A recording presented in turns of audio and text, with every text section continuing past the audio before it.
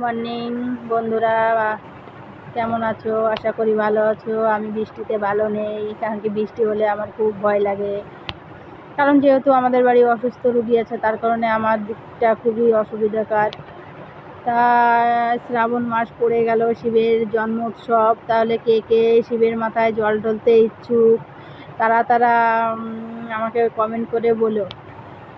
ভয়ের কিছুই নাই, কারণ কি ভোলানাথ ঠিক তোমাদের এগিয়ে নিয়ে চলে যাবে, সুস্থ থাকবে, কোনোই অসুবিধার কিছুই নেই। হয়তো ভাবছো যে অত দূর নবদ্বীপ থেকে হেঁটে হেঁটে আবার শ্রীনিবাস মন্দির পর্যন্ত আসবো, কিন্তু ভয়ের কিছুই না। ওরকম ভয় একদিন আমিও পেয়েছিলাম যে কি করে অত দূর থেকে আসবো। আমি অসুস্থ ছিলাম, তাও আমি শিবের মাথায় সেই নবদ্বীপ থেকে হেঁটে হেঁটে জল নিয়ে এসে ভোলানাথের মাথায় জল ঢেলেছিলাম শ্রীনিবাস মন্দিরে।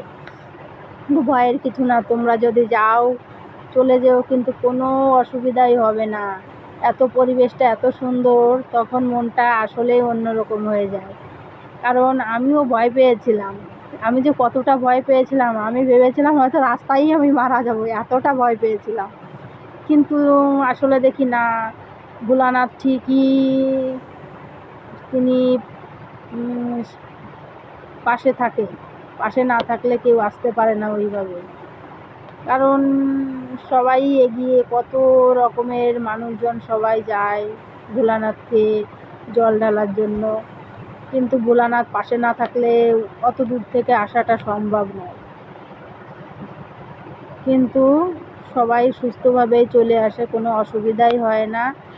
কিন্তু যারা যারা ভয় পাচ্ছ তারা অবশ্যই যাবে, কোনো ভয়ের কিছুই না। কারণ কি আমি নিজে গিয়ে দেখেছি যে ওইখানে ভয়ের কিছু না, আরও বরঞ্চ তুমি রাস্তায় খুবই ভালো থাকবে।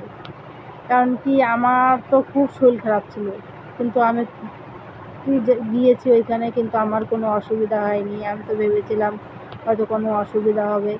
তার জন্য শ্রাবণ মাসের কালকে তো তোমার তারকেশ্বর জল ঢালা, কালকে প্রথম সোমবার, যেহেতু তারকেশ্বর জল ঢালা। কিন্তু আমাদের এই শিবনী মাসে মন্দিরের লাস্ট সোমবারেই জল ঢালাটা হয়, তাই আমরা সবাই লাস্ট সোমবারেই যাব। কিন্তু আমারও একটু রিস্কের ব্যাপার আছে, আমার শারীরিক প্রবলেম আছে, তার কারণে আমি একটু ভয় পাচ্ছি যে আমার কি ভাগ্যে এইবার হবে কি হবে না, সেটাই নিয়ে আমি ভাবছি।